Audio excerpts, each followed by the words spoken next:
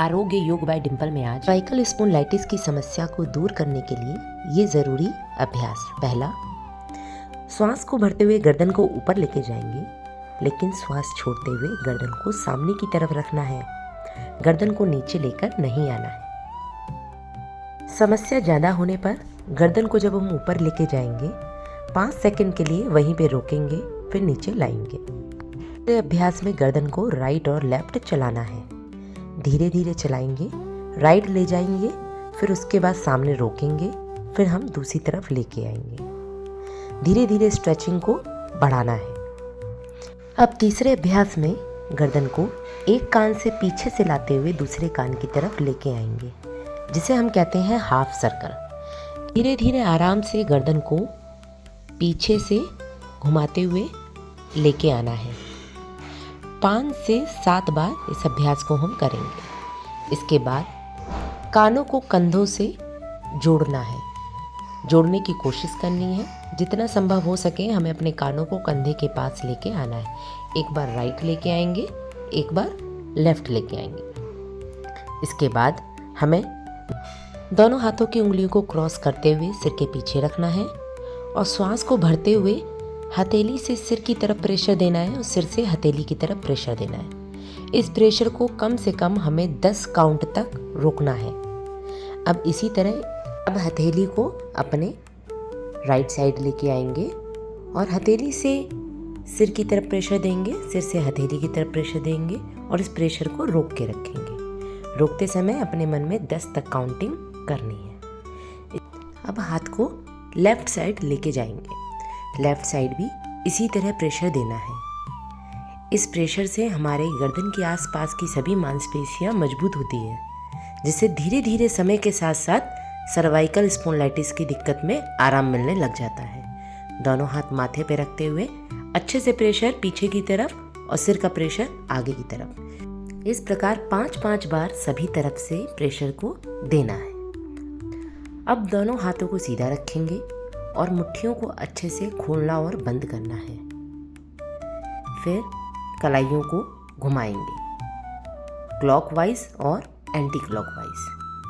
ये सभी क्रियाएं हमारे हाथों को, कंधे की मसल्स को मजबूत करेंगी। इसी प्रकार से दोनों हाथ सीधे रखते हुए हथेलियों को अंदर बाहर चलाना है।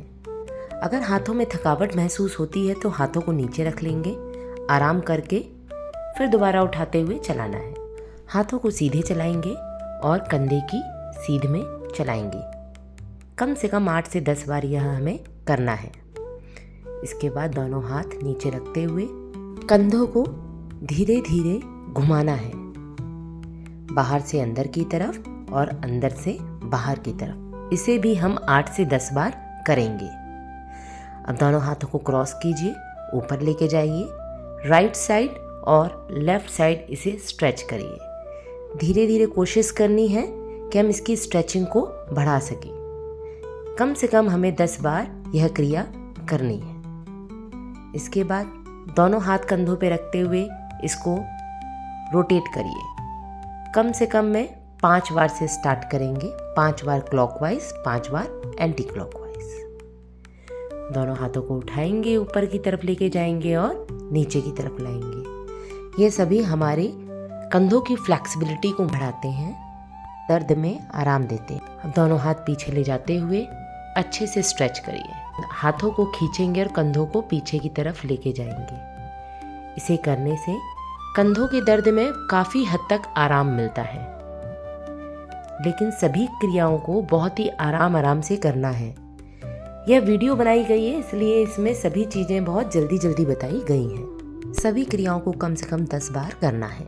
अब अगर आपको बहुत ज़्यादा दर्द हो उस समय दोनों हाथ कंधों पे रखें और कंधों को आगे की तरफ खींचेंगे और गर्दन को पीछे की तरफ लेके जाएंगे। इस प्रकार यह क्रिया करने से गर्दन के भारीपन में और दर्द में बहुत आराम मिलता है।